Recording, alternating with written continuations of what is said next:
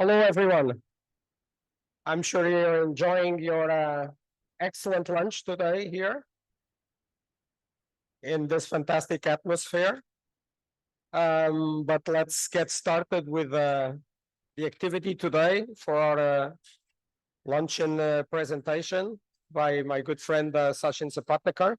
Before that, I just want to give you a few words about the IEEE Council on Electronic Design Automation. So the council was formed in 2005. So it'll be 20 years in 2025, depending on how you count. But anyway, we actually are planning a lot of celebratory activities throughout the year, next year, so you will hear about them. And it will culminate actually, and this is our expectation, in ICCAD next year. So make sure you come again to ICCAD next year and follow us throughout the year. So what is the Council on Electronic Design Automation? The vision for the formation of the council was to be, as it says there, the leading provider within IEEE of technical information and services for anything having to do with design automation, in particular of electronic and embedded systems. So at the time, member societies got together. All of them had interest in several aspects in design automation in their respective fields, in their respective applications, and they created the council that has been in operation ever since. So you can see that we have people from circuits and systems, from packaging, from microwave, from solid state. All of them contribute to various activities, various events that the council organizes. We also have chapters, and this is very important for students in here. If you don't have a chapter nearby, and please go on the website to see if that is the case, consider forming a chapter. You can get support from us, financial support. You can get us to help you get distinguished lecturers come to your university, to your city for talks. We can help you connect with industry locally. So if you don't have a chapter nearby, consider organizing one. It'll also be a very good experience for you. So what do we do other than asking people to create chapters? We organize conferences like ICCAD, DAC, DATE, several others. I think we are participating, I would say, in probably about 100 different conferences, doing financial support for the conference or technical support. We also organize meetings, workshops, contests, and we provide support for these in various ways, not just financial, also connecting with people in industry in the various areas. So if this is again something that you are interested in, please come and see us, talk to us, send us an email. It is a volunteer-based organization like almost everything in IEEE. We also have publications. Many of the journals, I'm sure everyone has heard of the Transactions on Computer-Aided Design, the Embedded Systems Letters, Design and Test, etc. There's a new journal coming out, the Transactions on Circuits and Systems for Artificial Intelligence, which we are co-sponsoring with the Circuits and Systems and Solid State societies within Division 1 of IEEE. We also provide awards and have helped our members get the recognition that they deserve, be it through elevation in IEEE to senior and fellowship levels, but we also have our own awards. The Phil Kaufman Award for Distinguished Contributions to EDA, whose awarding will actually be next week in San Jose to Jason Kong. So if you are interested in that, you can, I think you can still sign to go up to the dinner and meet Jason and everyone else. The Richard Newton Technical Impact Award, and of course, the Transactions Best Papers for various journals and the Conference Best Papers for various conferences. CEDA has a Distinguished Lecturers Program. I already mentioned that if you have a chapter and work on a chapter, we can get you to invite and a distinguished lecturer to come and talk about a topic that interests you. We also have a student travel grant program. We have a program that is tied to the top conferences in our area, like ICCAD. Is anyone here on a student travel grant to ICCAD? If you are, raise your hand. Okay, I saw some hands. You didn't see them, but I saw them anyway. But they're actually grants that you can ask outside of the top conferences. So if you're interested and have a good case for wanting to go to a conference, in particular, if you are a member of a region that is less privileged, let's say so, we will provide you with financial support to attend conferences and to present your work. We have a lot of educational resources, a presentation library.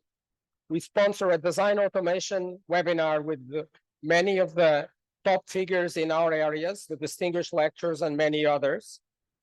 And in our case, unlike in the case of the famous American president, we're not going to say, ask not what you can do for the council. We're going to say, ask what the council can do for you. And we can actually do a lot for you if you get in touch with us, if you spend some of your time volunteering for some of the organizations that we are taking under our wing. So become a CEDA participant, look into our website, how to connect with us, and volunteer your time, okay? So without further ado, I will move on to the main event of today's lunch, besides the lunch itself, which was spectacular. The CEDA Luncheon keynote will be given by my good friend, Sachin Sapatnekar. We've known each other for quite a while. Sachin holds the Distinguished McKnight University Fellowship and the Henley Chair Professorship in the ECE at Minnesota University. He got his PhD from Illinois at Urbana-Champaign. And his interests, as you can no doubt guess from the title of his presentation, encompass the development of CAD techniques for the analysis and optimization of the performance, currently focused on analog and digital CMOS and post-CMOS processes and novel computational models. Sachin is a fellow of the IEEE and ACM. He has a long career of volunteering, which is what I asked you to do earlier on, if you remember. He was the editor-in-chief of the Transactions in CAD. He was the general chair of DAC. He volunteered throughout many program committees of many of our conferences for many years, even though he's still a young fellow like me. He received 10 Best Paper Awards at the various conferences, 2, not just 1, 2 ICCAD 10-year retrospective Best Paper Awards, an SRC Excellence Award, and many other accolades. I would take me more than 1 hour to cover all of them. So without further ado, Sachin, please.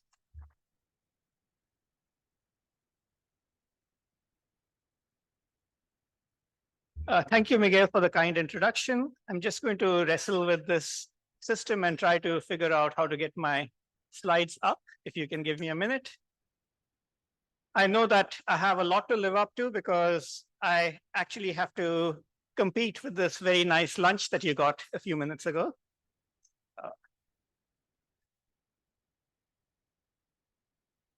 Here we go.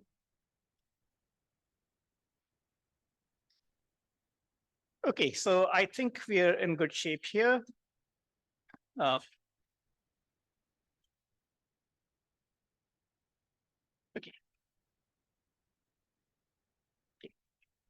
So today I'm going to be talking about enabling analog design. This has been a passion of mine for the last few years. I'm a converted digital designer, actually do still a lot of work in digital design. And so I come from that perspective. And I'm going to talk about EDA problems in analog design, and also some aspects of design that you wouldn't normally think of as analog, which reflects some recent work that we've been doing. So to kind of motivate this thing, if you look at the way modern computing has been going, it's come a long way from old style computing. Today's computers have to interact with the natural environment, which is basically analog. So they transmit data along RF channels, as in your cell phone. They sense data from the environment. And even if you look at nominally digital design, such as AI hardware or microprocessors, they have a phase lock loop or a voltage controlled oscillator, which are basically analog circuits. If you look at the graph that's shown here, this shows you that the growth of analog circuits has been quite significant over the past few years. There's another chart here, which may be hard to see, but you can again see that it's roughly an 8 to 10% increase per annum. And this is because all of these circuits go into things like data centers for high-speed communication, or they go into sensing and communication systems such as smart cities or those Waymo cars that you see driving around San Francisco. In fact, if you think about the growth of the sensing technology, the SRC decadal roadmap shows that they expect to see 45 trillion sensors by 2032, which basically means that's a lot of analog data that you need to work with. So the question then is, who exactly is going to design these circuits? Analog circuits are actually very sensitive. Unlike digital circuits, they're not very resilient to noise. They're not resilient to process variation, to thermal changes, environmental changes. And so designing an analog circuit is almost something of an art. So this has actually led to a kind of a stereotype of the analog designer who looks like this wise person, this hermit that sits in a cave, but with a Mac computer or an NVIDIA GPU or something of that sort, churning out designs, running SPICE, but basically doing most things by hand or in their brains using their experience. It turns out that the stereotype is not really so far from reality, because there was this well-known designer called Bob Pease. And if you haven't seen his stuff, you should actually look for it. He wrote quite a few books. He used to contribute a regular column to the magazine Electronic Design. And one of those columns is shown over here, and it says, what's all this logarithmic stuff anyway? And that was the style of his writing. You'll also notice that in a day when you had sort of fancy graphics, his articles would have these hand-drawn schematics, these hand-drawn plots, which conveys this notion of being very hands-on. And he was kind of a true pioneer and a kind of a leader in this field. There's a picture of him shown over here. He has a VW Beetle with kind of a headgear. It looks like a dinosaur, a Stegosaurus or something of that sort. And he was, shall we say, a little eccentric, but he was an absolutely brilliant person. He's probably very visionary also, because if you think about this car with headgear, you see something like that on the streets of San Francisco today. Okay, so there was one Bob. Unfortunately, he's no more. But we actually need not just one, but we need many more of these Bobs. There were and have been quite a lot of brilliant analog designers, but the real question is, where do they come from? And the answer to that is really from the educational system that many of us belong to or have graduated from in some time. The problem with this is that if you look at the chart here, the green rising plot shows you the enrollment of computer science students. The red falling plot shows you the enrollment of EEs. And if you're looking at analog design, I think it's fair to say that it's more EE than computer science. And so that gives you a kind of a supply and demand issue. You don't have enough supply to fulfill the demand that you have from this increasingly analog world. As a result, today's designer population is grayer, like me and Miguel. I'm sorry, Miguel. And the number of young people in this area is not as many as it should be. So basically what this means is that we have to do more with less. And if you think about the barriers to analog design, they're actually pretty formidable. The hurdles that you have to cross is, first of all, analog design is already very hard because you have all of these kinds of difficult constraints that are beyond what you see in digital circuits. The circuits are much smaller, but they're much more complicated. If you go to smaller nodes, 7 nanometer, 5 nanometer, it's really hard to build analog circuits there because of variation issues and effects that you see at small geometries. Ask an analog designer and they'll say, I would rather design at 250 micrometers or 0.25 micron, 250 nanometers or 0.25 microns, as it was called. And they're pulled onto these smaller nodes because the digital circuits are over there. And if you want to put a VCO or a PLL or something of that sort, you have to be on the chip. And as I said earlier, the other thing that makes things hard is that the population of expert designers is shrinking. And as if this was not enough, the number of designs that need analog components is growing. So the net result of all of this is things are really becoming much harder, and we have to use EDA to enhance designer productivity. Let me also give you a sense of why this is hard. This gives you a sort of a taxonomy of the types of analog circuits that you might see. Broadly speaking, you can divide them on the top left into low frequency analog circuits. These are things like comparators, amplifiers, A to D converters, D to A converters, and they often, but not always, work at lower frequencies. It's really important to have very exact matching of devices because many of these paths are differential. They depend on devices behaving exactly the same. If you look at wireline or high-speed I/O circuits shown on the bottom left, then this is a different breed. They run at higher frequencies, and they actually contain a lot more mixed signal components. So there's analog versus digital interfaces. There's the fact that you need to isolate the analog from digital noise, and so on. RF circuits are things that all of you know because everyone has them in their cell phone, and they're important for communication purposes. And again, here you're working at very high frequencies, which basically means that you have to worry about things like S parameters, inductive effects, and so on. And finally, there are power delivery circuits. If you want to run a digital chip and use dynamic voltage and frequency scaling, you need a power delivery circuit that will give you that adaptation. It will give you the ability to deliver, say, 2 kilowatts into a heterogeneously integrated chip. So when you put all of these together, you can see that there's really a wide variety of circuits. If you look at digital circuits, that variety is significantly less. And if this wasn't hard enough, if I list the types of circuits over here, they are actually built using unit structures that are not so easily composable. There's no standard cell methodology like you have in digital circuits. You have building blocks, but you need to kind of size them almost continuously. The shapes might be very different. You need wells for isolation, etc. Each circuit has different performance metrics, and I've just listed a few here. For an operational transconductance amplifier or OTA, you have the gain, the unity gain frequency, bandwidth, CMRR, PSRR, etc. If you don't know what these stand for, I was in your situation about 7 or 8 years ago when I got into this area. But basically, the idea that I want to convey here is that every circuit has a different metric. In digital, you have power performance area. Here, everything is specific to the circuit. There are multiple topologies that you can have for every design. In digital, a NAND gate is a NAND gate, and there aren't that many ways of building it. You can make it 1x, 2x, 4x, but it's basically a NAND gate. And the kinds of things that are important are also different. So you may have parasitics that are important for power delivery, wireline or wireless circuits. Matching is really important for low frequency analog.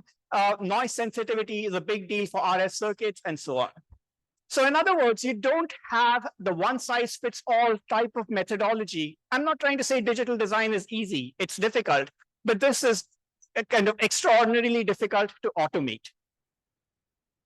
In addition to this, things are becoming more complicated because you have new types of computing coming up. In-memory computing using CMOS, resistive RAM, or spintronic platforms often uses some kind of analog computing. Of course, the sense amplifiers are analog to begin with. If you look at edge AI, and I'll talk about this a little more, you might actually perform in-sensor computing using analog parts. I'll also talk in this end of this lecture about quantum annealing circuits, which are fundamentally analog type of structures. So the talk is going to be divided into 3 parts. The first part is going to be basically a talk that some of you may have seen before because I've delivered it on various occasions. And this is our experience with trying to increase the productivity of designers through better layout automation. Then I'll go kind of to a higher level. Instead of working at the circuit and component level, we look at how to use analog to enhance edge AI.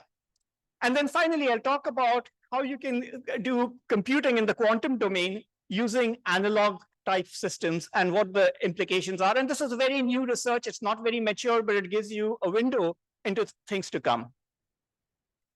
So the first thing I'm talk about is the project that we worked on automatic layout generation for analog circuits. We had a system called Align, which stood for analog layout intelligently generated from netlists.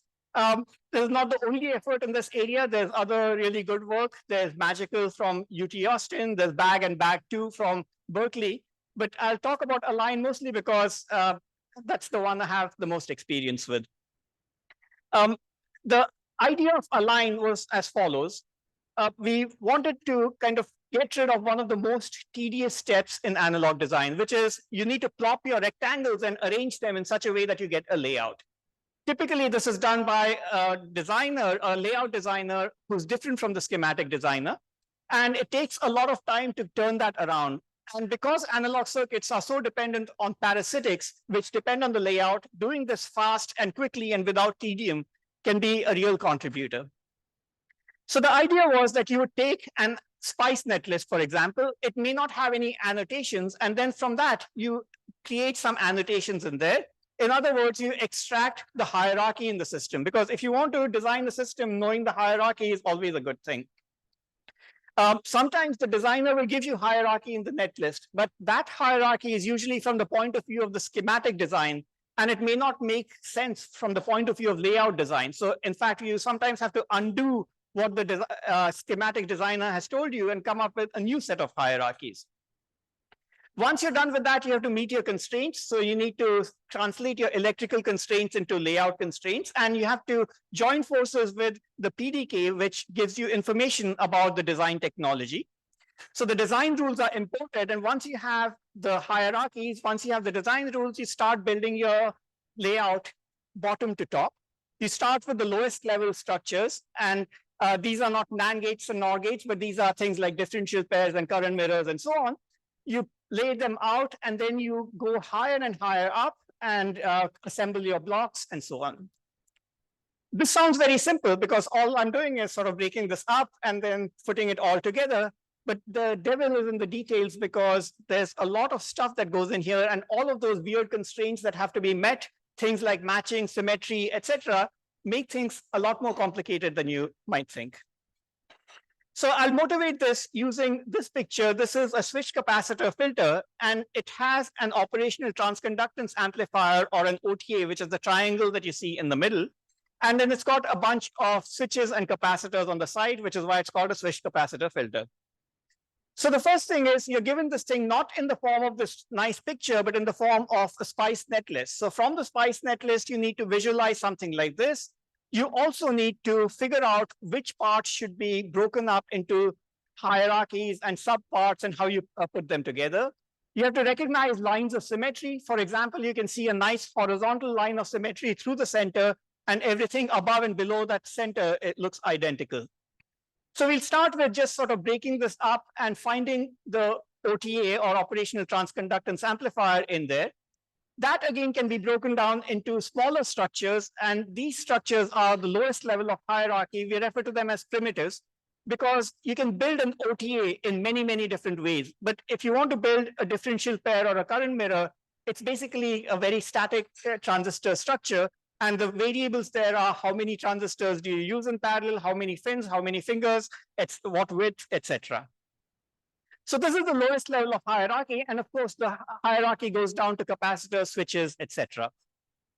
Now that you've generated your hierarchy, you go the other way around. You take your design rules, abstract them, and create your layout for the individual primitives. You'll see the ABBA and ABAB down there. That corresponds to what are known as common centroid and interdigitated layout styles, which help to reduce the variability. Then you would take these structures and go and build the layout of the OTA. So you're going bottom up. And then finally, you put the OTA in the layout of the whole structure. And you'll see that the OTA is now this tiny thing on the left, which is rotated by 90 degrees. And around it, there are these big blocks, which are basically the capacitors, which dominate the area of the structure. So that's kind of the philosophy of how this was done. And along the way, there were a number of interesting technical problems, EDA problems that we had to solve. Align was fairly successful in generating layouts for a wide variety of circuits in all families: low frequency analog, wireline, wireless, power delivery. And the interesting thing is that it's arguably the first system that was able to transcend the barriers between all of these different types of circuits and use a one-size-fits-all solution to solve the layout problem. It's been applied in a variety of technology nodes, ranging from FinFET to bulk technologies. And you can see that the layouts are at a level where an analog designer would look at them and say, that looks okay. which is the ultimate compliment from an analog designer. They'll never say anything is good. Okay. So let's look at the first part of this. We take our netlist and we want to kind of find the hierarchies, and we want to find the constraints that are associated with that. And I'll show you this picture, which gives you an idea of the complexity. I'm trying to build an operational transconductance amplifier or identify it in the netlist. The problem is that there are so many different ways of building it. Each of them is instantly recognizable to an expert designer because they'll see a line of symmetry in the middle. They'll see structures that are current mirrors or differential pairs, etc. They'll see a one stage or a two stage. But when you feed this to a machine, it has no idea of any of that. So one way of doing it is that you just populate it with all the OTAs that are known, that have ever been built. And through a lot of data entry, you try to match something with what's already there. But analog designers by culture are very ingenious. So they'll always have some variant that they come up with. And you can't say that, well, sorry, I couldn't recognize it because I've never seen that before. If a human can do it, a computer should be able to do it. And that's where you can map this problem to known problems. If you want to map it to a known structure, that's graph isomorphism. If you want to match it to something that's pretty close to a known structure, that's approximate graph isomorphism. And that's where machine learning can actually be pretty helpful.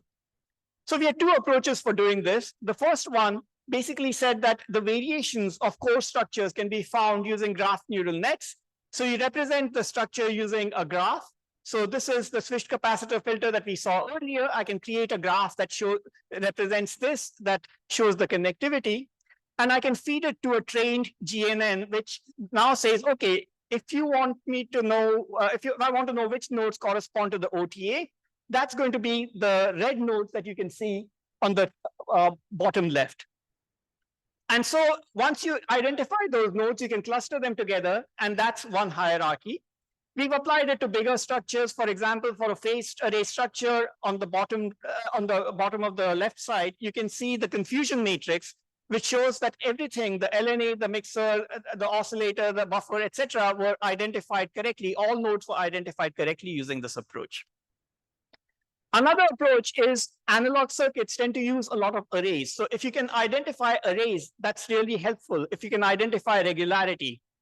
On the left, you see a flash ADC, and it has an array of 7 comparators on the left from top to bottom, the triangles that you see. On the right, you see a SAR A to D converter, and the yellow areas in there show you switches with capacitors, which require a lot of careful matching. And so you can actually use array recognition techniques to capture this. Now here again, there is some approximation. So let me show you this circuit over here. It's a common gate LNA connected to a common source LNA, which is a component of an RF circuit. And superficially, these look different because on the left, for example, the bottom transistor connects to the right. On the right, the bottom transistor connects to ground. But a layout designer would say these have to be matched. And so you have to identify things that are approximately equal, but not the same. And here again, using neural networks that identify similarity scores based on graph neural networks and turn out to be extremely helpful. So this is kind of the layout that you can see for the structure that I'd shown. And on the right, you can see the 2 big inductors that look like 2 little eyes looking out. And you can see that there is a good amount of symmetry because that's what the designer expects, and tools are supposed to follow that.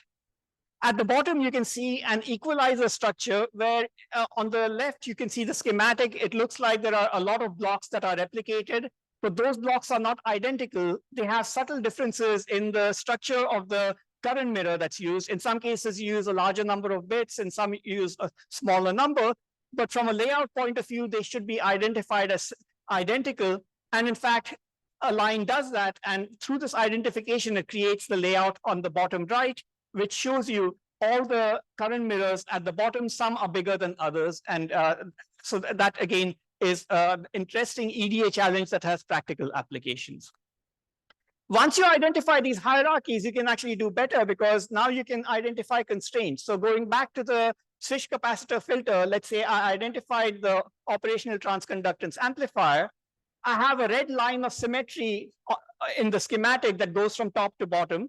And the same line of symmetry can actually be connected Oh, I do have a cursor. I didn't realize that. The same line of symmetry can be connected over here to go from top to bottom. And then similarly, you can have lines of symmetry that go over here. And once you've identified the hierarchy, the lines of symmetry actually work pretty well. Once you've identified these hierarchies, now it's time to build layouts. And this is where you need to build layouts for primitives. So what are primitives? These are like your standard building blocks. So in this case, we show a differential pair that's illustrated in the 5T OTA, in the current mirror OTA, in a comparator, and it's the same kind of structure that repeats itself in all of these. So if you can create a layout schematic for this unit structure, that's very helpful. There are other structures as well. So a line actually has something like 20 built-in primitives, and these can be, you can generate layout for these. You can also define new primitives within a line. Now, just having a primitive is not useful. Analog circuits need to be sized, so you need to look at variants of these. So for instance, if you just have a single transistor, which is a unit primitive, you can array the transistor into arrays that are either square or tall and thin or short and fat, etc. You can also have scenarios where you need a body contact or not, as shown over here. You can have scenarios where you use multiple wires in lower metal layers and FinFET technologies. If you want a wider wire, you have multiple wires in parallel.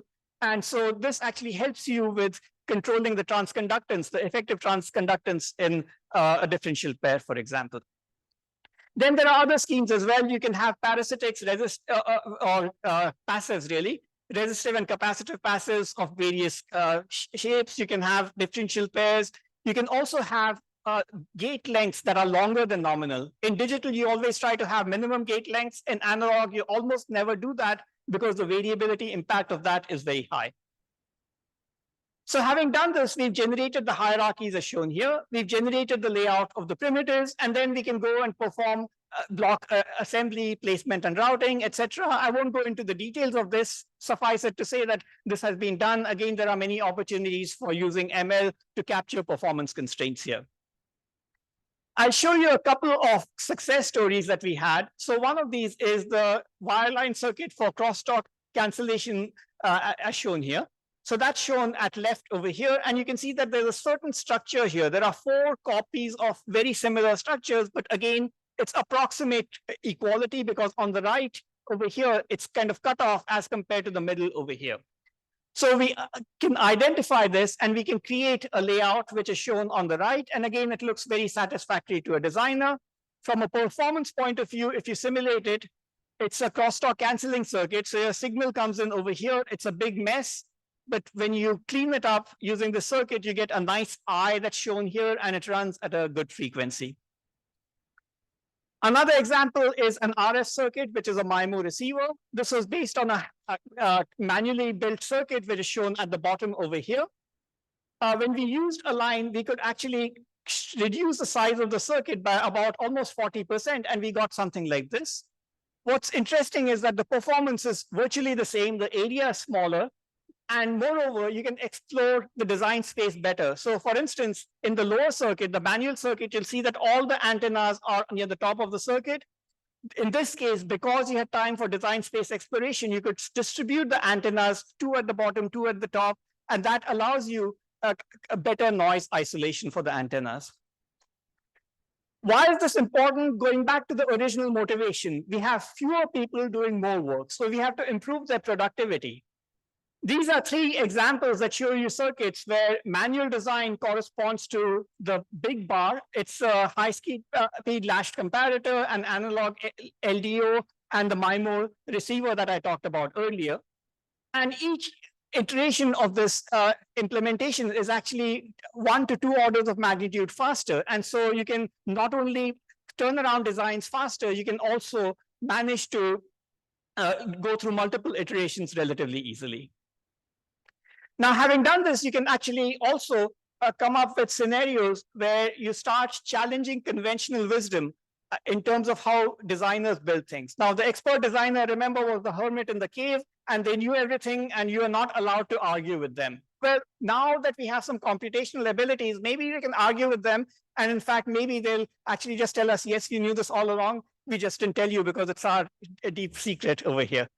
So one of the things that we did there was to challenge this notion of having to use this idea of what's known as common centroid analog layout. How many of you know what this is?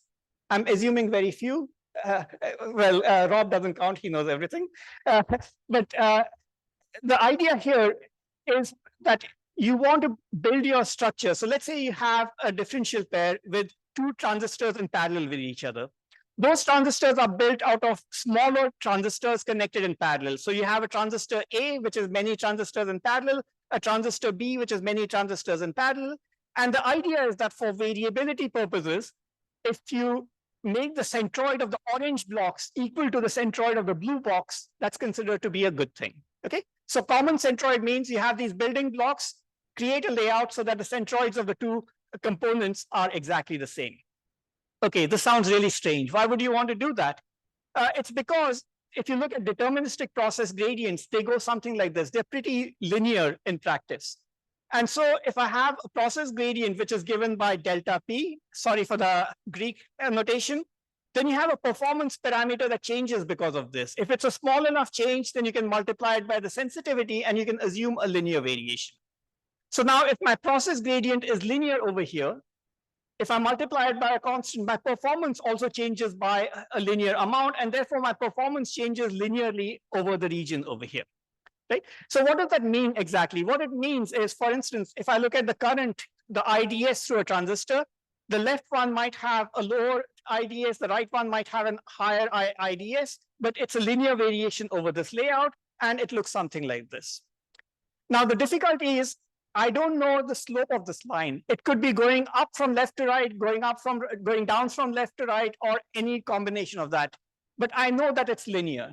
So the idea of common centroid is just to cancel this out. So if I look at transistor A, the left one has a lower IDS, the right one has a higher IDS. And if I sum them up because they're in parallel, what I get is the nominal IDS. Right? And it doesn't matter whether the slope of the line is anything, I'm always going to get a cancellation. Likewise, for transistor B, I get a cancellation, and that's the kind of wisdom of the common centroid approach. So most or many analog designers follow this unquestioningly. They say that, well, if I have an arrayed structure, I have to build a common centroid layout. But if you look at this carefully from EDA eyes, you can see that there are fundamental assumptions here, which is linear process gradients. In reality, you also have random variations, and sometimes those random variations swamp out the linear process gradients. So in fact, common centroid layout buys you nothing at all. There are also drawbacks to this. This picture shows you a clustered layout where all your A's are here, all your B's are here. The centroid of A is here, the centroid of B is here, certainly not common centroid. But I could put the A's here and the B's here, and then my common centroid is here. Unfortunately, when I want to route all these, I need to have extra wires, etc. And in this particular case, it's a 20% area overhead. In other case, it's a kind of parasitic overhead. And so you can actually get better routing parasitics, better routing area, faster layout if you can convince yourself that common centroid is not needed. There are other effects that also show up. You have stress effects, layout dependent effects, as they're called. If a transistor is near the edge of an array, then it actually has a performance that's affected much more than if it's in the center of an array. And these effects are very significant, especially in analog circuits. There's a formula for doing that, but roughly speaking, if SA, the distance to the left, and SB, to the distance to the right, are imbalanced, it's bad. If they're balanced, as in the middle over here, it's good. Now, if I look at a structure like this, which is clustered, well, this one is close to the edge, but for that, I have a counterpart B that's also close to the edge. And so there's actually perfect symmetry between this. Every A over here has a counterpart B over here. On the other hand, with common centroid, I put A's on the outside, B's on the inside, so the A's are more affected than the B's, and that's actually a bad thing. The interdigitated style also works well for this thing. But there are other effects as well. The impact of parasitics. This is a differential pair, and if I have parasitic resistances over here, they hurt the transconductance, which hurts the gains, etc., other figures of the amplifier. If I kind of go and account through all of this, then it turns out that the clustered structure actually has very high currents and therefore very high IR drops. The interdigitated structure is best. The common centroid structure theoretically carries the same currents as this, but it turns out that the wires are longer, so it's actually worse. So the bottom line is this traditional idea that everything has to be common centroid, close your eyes and do common centroid really doesn't hold. And in fact, you can actually show that for a given structure, depending on the block, you can use EDA techniques to decide which style works best. For a relatively small structure such as this, common centroid buys you nothing, and you use clustered structures for all of them. For a larger structure such as this, you might use common centroid for some substructured and clustered layouts for other substructures. So this actually gives you a window into kind of breaking the magical structure of analog design, because finally everything is logical and everything can be reasoned out. So having said that, let me go to the next part. And the next part talks about how we optimize, use analog circuits to optimize edge AI. So I've already talked about the 45 trillion sensors, and your traditional sense computing is all digital. So you take your sensor data, which is analog, take it through an A to D converter, and then process it in digital.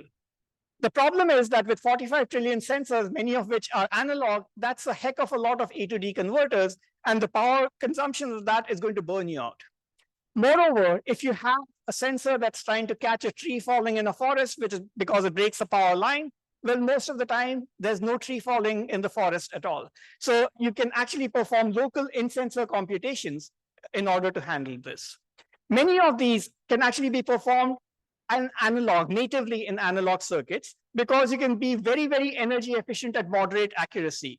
If you want high accuracy, as shown here, the energy actually plateaus off if you use digital. But if you use analog at moderate to low accuracy, you're much more energy efficient. So the idea is perform your in-sensor computing using analog processing. And there's some really nice work by Boris Morman where he's shown stuff like this. Boris used to be at Stanford. He's now at Hawaii, and he likes to go diving, he tells me. So that's one of the things. And the basic idea is that if you look at the space between the energy and accuracy, there's a trade-off between going full digital to high precision, high power, to analog, which is medium or moderate precision at very low power. How do you build this? It turns out that you can perform ML operations in the analog domain. This is an adder. This is a multiply accumulate unit. You can do this using switched capacitor structures. As you increase the precision, you see a similar trend. The energy has to go up because the amount of noise that you can tolerate goes down, and therefore you have to build these so that the energy goes up, and at some point you lose. But if you're looking at low to moderate precision, this is pretty good. You can do other operations, max poolings, activation. You can also perform A to D and D to A conversions, obviously, in this domain, because you might want to use mixed analog digital systems. And for each of these, you can have an energy layout trade-off. The problem with analog circuits is your noise gets additive. In digital circuits, you have some noise, and quantization actually helps you by killing the noise. But if I have an analog stage with some incoming noise, it adds its own noise and creates more noise. This is incoming noise for the next stage. It adds up, and these additive issues can get you a high amount of noise. So all of this together means that you cannot cascade a lot of analog stages together. You'll end up with very shallow architectures which are not useful. So one option is you place an A to D after every stage, but then that actually kills you in terms of power. So some recent work that we had done was to look at noise accumulation and selectively place A to Ds after a few stages when noise starts to kill you. Where does this get you? If you look at this plot over here, the x-axis is the precision going down from 8-bit precision to 2-bit precision. The y-axis is the energy improvement here and the energy of the A to D converters. When I want 8-bit precision, I'm actually doing worse in terms of energy than digital. There's 0.8x of versus 0.7x in terms of energy improvement. But when I go to a lower number of bits, I actually get significant energy improvements. Well, energy is not the full story. I also need to think about accuracy. And beyond 4 bits, the accuracy starts going down. But at 4 bits, I have this nice sweet spot where I get significant energy improvements. I also get relatively low ADC overheads. The yellow one is actually using our approach. The gray one is the competitive approach where you place an ADC after every stage. So for about 13% energy overhead, you actually get significantly better energy improvements. So this is a ResNet 18 architecture. I show this because I can show it on one slide. And there are parts that are completely digital. But it turns out that much of the intermediate parts can be operated at 4 bits in analog, but you need an A to D every so often to reinforce the signal. When you apply this to actual applications, the question you might ask is, well, why not just use digital with a smaller number of bits? The table here basically shows that that doesn't help you because the cost of that is still higher in terms of energy, and you get 8x energy efficiency at equal accuracy as the 8-bit case if you use analog implementations wisely. Okay, so I started with the circuit level. Then I said, well, we can actually look at EDA problems in analog at a higher level for in-sensor computation. Now I'm going to go to a kind of a completely different computational model, which is the problem of quantum annealing. And this is completely different from what we normally do when we build analog or digital CMOS circuits.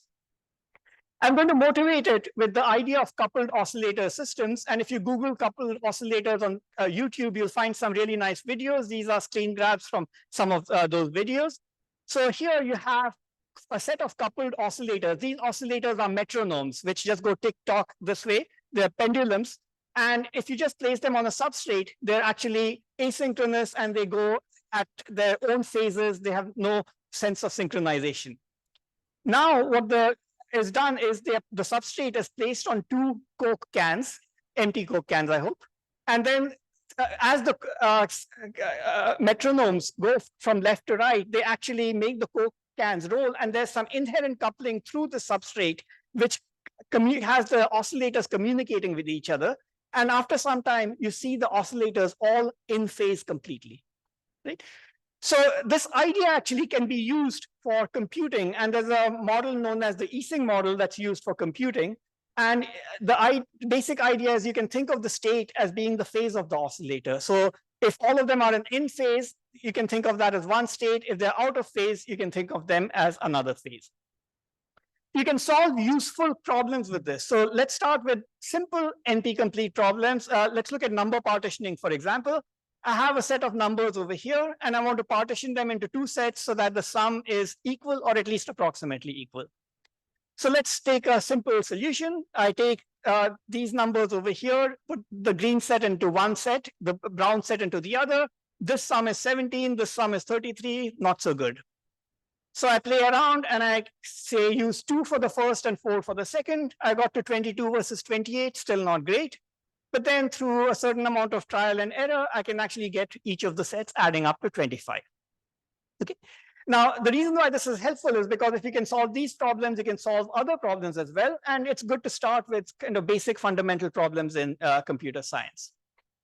The way you kind of map this is you can identify a binary variable. You can call it 0 or 1. Conventionally, it's referred to as -1 or +1, which is the so-called spin variable. The inspiration comes from magnetics. And a spin variable is assigned to each one of these numbers. And the idea is that all the ones that are assigned -1 are in one set. Let's say the green set. The ones that are +1 are in the brown set. And now if I add these together, I get one candidate solution. And the idea is now I want to identify these -1 and +1 assignments so that I get my solution. So in this case, 1, 4, 12 are in one set, 3, 9, 21 are in the other set. I can formulate this problem as minimizing a quadratic. So what is the quadratic here? So basically, if I look at the green numbers, if I multiply them all by -1, that gives me the sum of this set. If I take the brown numbers, multiply them all by +1, it gives me the sum of this set. And if I add both of these together, if they're equal, this negative value should equal this positive value. In other words, they should add up to 0. So basically, that's what this does. It takes the sum of the sign times the number, adds it up, and then squares it and tries to minimize it to get it as close to 0 as possible. So this is a fairly easy formulation. When you get this formulation, you get some SI square terms. Since the spins or these things are referred to as spins are all -1 and +1, the SI squares are all 1, and they're constant and can be pushed out. And what you're left with are the SI SJ, so you get a problem that looks something like this. Okay. So notice that this has nothing to do with op-amps or anything of that sort. So what does this have to do with analog design as such? So let's go back to the original problem. What does this have to do even with metronomes? The idea is that I can identify a state associated with the metronome. It's a -1 if it's over here, a +1 if it's over here. So it's a phase with respect to a reference phase. And then I can connect these metronomes together. And these are coupled oscillators, and the coupling strength depends on the Kij that I define over here. And the Kij was defined on the previous slide based on the formulation of the problem. Now, how does this relate to analog computing? Metronomes are analog, but they're not exactly integrated circuits. But the idea is that they're oscillators. I can build oscillators in a number of ways. There are Josephson junction oscillators. You can use simple CMOS ring oscillators, and it would still be the same thing. And this is the idea that we've been pursuing in some recent work. So it sounds really simple, but it actually is a much more analogish kind of problem. And the reason for that is because when I have a coupling from here to here or from here to here, they have to have equal strength. If I give them a weight of 1, if this is further away, it's going to be weaker than something like this. So I actually need complete symmetry in the structure. And we recently proposed a structure, actually a series of structures over a range of papers that gives you this complete symmetry, and it gives you this all-to-all coupling. All-to-all coupling is really important because that's what's important for making sure that every spin can communicate with every other spin, because you need the Kij. The Kij could connect any pair of SIs and SJs that you have. Now, we are not the first to propose this. There's a company called D-Wave that has a classic quantum annealer. It runs at 20 millikelvins. The power consumption is a few kilowatts.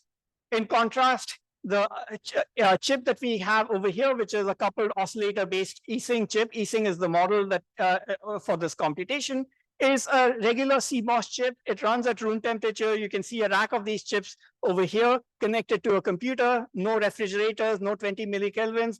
If it gets hot in the lab, then nobody really cares. They just take off their jackets and the computing proceeds as usual. The other thing is that it works at 10 milliwatts as opposed to kilowatts. So maybe my individual array is small, but I can take a whole horde of these arrays, put say 1,000 of them, and if I multiply 10 milliwatts by 1,000, I'm at 10 watts, which is still a little below a few kilowatts. Right? So this is the direction that we are looking at when we have kind of good early results. The nice thing, again, I emphasize, is that earlier approaches had local topologies, which were graph topologies that were planar. And the problem with that, as I'll show in the next slide, is embedding arbitrary all-to-all connections is hard, but we naturally get this all-to-all connection through our array. To show you why this is hard, let's consider a case where I have 6 vertices that have to be connected all-to-all. In our approach, this happens naturally, but if you have something like a D-Wave graph, this is their old graph, Chimera, they now have a Pegasus graph, which is slightly different. You need to replicate spin number 1 over here. If you have a planar structure, you need to replicate spin number 1 6 times. And if you replicate it, there's no guarantee that the left number 1 is going to be the same as the right number 1. The equivalence of these spins actually weakens as you go further and further away. Okay. So how do you kind of relate this to EDA problems? Well, first, there's the problem of building this. There's the problem of analyzing it. There are nice kind of simulation and verification problems associated with that. But I'll just talk about mapping a 3-SAT problem, which is a fundamental problem that you come across, onto a chip. There's a classical approach, a textbook approach that maps 3-SAT to a maximal independent set problem, where basically if I have a 3-SAT statement of this sort, every clause gets a vertex, it's a different spin, and the clauses are connected to each other. And if I have xi and xi bar, then I have negative coupling to make sure that they get opposite phases. So you can actually use this thing. It turns out it's not really that great, although you see it in a lot of textbooks. There are other formulations proposed by Chancellor and Nusslein, and an ILP formulation that we came up with. And we found that when we applied this to a range of structures, the Nusslein and Chancellor approaches turned out to be the best. ILP turns out to be promising for 4-SAT, 5-SAT, 6-SAT, and beyond. Nusslein and Chancellor don't completely dominate each other. In some cases, the red bar at the bottom, which is news line is better than Chancellor. In other cases, the blue bar is higher, but on average, each one is pretty good, and we've gone mostly with Chancellor. We've applied this to solve 3 SAT problems, and currently we are on small problems. We are very competitive with some regular solvers, but at this point, our next step is to look at mapping this to larger structures through massive parallelism. So this is actual CMOS hardware that you can hold in your hand. The real brains behind the hardware is my colleague, Chris Kim, who's been working on the ring oscillators first for reliability, and then he found the application here. And since he's a good friend of mine, he said, why don't you do some EDA for this? And that turned out to be really interesting. So again, when you have larger problems, there are other kinds of things you have to worry about. So for instance, the coupling range is limited. It's -14 to +14 integer values, but sometimes you might need a higher coupling range. In that case, you can actually tightly couple 2 spins together, and you can show that you get a range of 4x, which is -56 to +56. There are times when you have to kind of make approximations to get a pretty good solutions, and there's a lot of engineering that goes into this. So how do you scale your KIJs? How do you map them on to the substrate? Which spins should be close, which should be far, etc. There are other problems related to problem decomposition. I have 1,000 or a 200 variable SAT problem. If I want to map it onto a substrate that only allows 50 spins, I need to have some kind of iteration. So how do I decompose this and go through iterative solution? The method is fundamentally probabilistic because of noise and jitter. Normally, this is a bad thing, but actually in this context, it's a good thing because you can run it multiple times, and hopefully one of those solutions will be good. And in fact, there are probabilistic ways of defining the time to solution based on this. So all of these are degrees of freedom that we are currently exploring, and this is a very active area of research for us. So to conclude, the talk was titled Enabling Analog Design, and I wanted to define analog in the broadest possible sense. One is your regular analog design that you are normally concerned with. The other is in-sensor processing.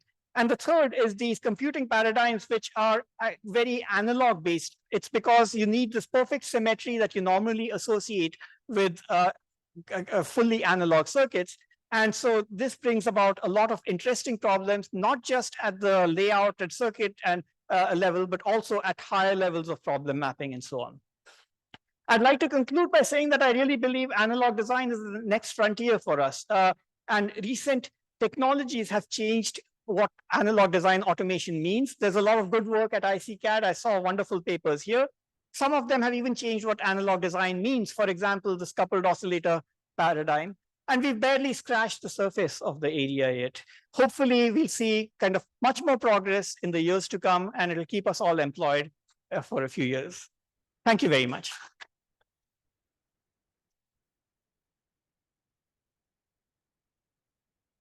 Thank you very much, Sachin. We have time for a few questions.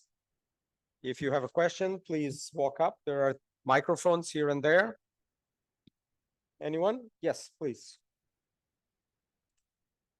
Thank you for the talk. I was interested in the ResNet processing. I was curious if you were also interested in optimizing the neural architecture with these sensors, because some architectures will be just much better suited, and ResNet doesn't like specifically optimized for analog processing. Are you also working on that line of work? Currently, I'm not, but it's an area that I'm very interested in. So I have a limited number of students. If you're interested in talking, I'd be more than happy to discuss this with you afterwards. It's definitely a very valid area. What we've shown so far is basically that there is a space where you can use this mixed signal paradigm, and you can do better than using pure digital if accuracy, absolute accuracy is not a requirement. And beyond this, I think you can fly with this and go in many different directions, including the neural architecture search that you talked about. Thank you very much.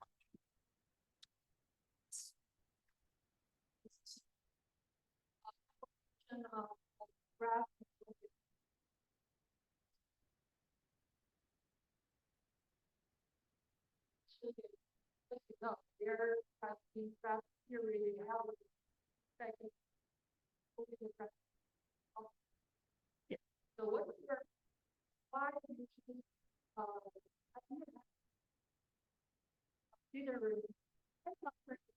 Yeah.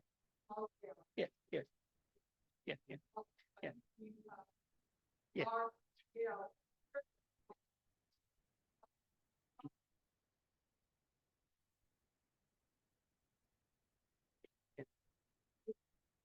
The cynical answer is it's easier to get published that way, but let me give you the real answer because we are actually building a real system. The real answer is because we are looking at approximate graph isomorphism, not exact graph isomorphism. And that's where the ambiguity that you get from neural networks can actually be a boon, not degradation. You can argue that you can use conventional techniques and maybe define some kind of a distance metric, et cetera. But in terms of ease of implementation, just using a GNN formulation is easier because you can build up on what's already there. The performance generally is pretty good. It's not 100% in all cases, but we've got 90s, high 90s in many cases. And in many cases, the errors are actually pretty easy to fix. So for instance, if you might have a scenario where the source and drain of a transistor are supposed to be in the OTA, but the gate is not. And that's very easy to fix.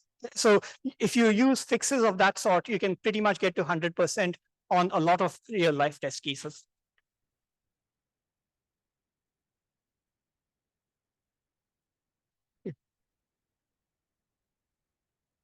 Yeah. So first of all, analog circuits by nature typically don't tend to be very large. So for realistic sizes, pretty much a few hundred transistors or so, we've been able to do this successfully.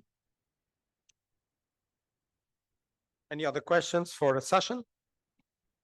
No, if not, I think we're on time. So I'm going to thank Sachin.